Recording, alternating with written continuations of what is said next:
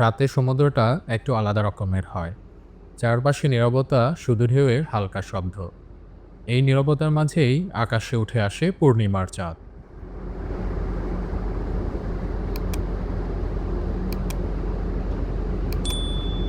চাঁদের আলো যখন সাগরের পানিতে পড়ে, তখন মনে হয় আলোটা পানির উপর দিয়ে ধীরে ধীরে এগিয়ে যাচ্ছে।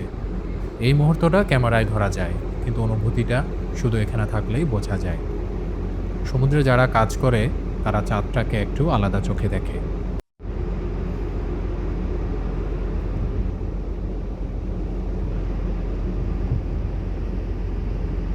জাহাজ এগিয়ে চলে, ঢেউ চলতে থাকে, আর সময়ের সাথে সাথে চাঁদের আলো ধীরে ধীরে বদলে যায়। তবুও এই কয়েক মিনিটের শান্তি মনের ভেতর অনেক দিন থেকে যায়।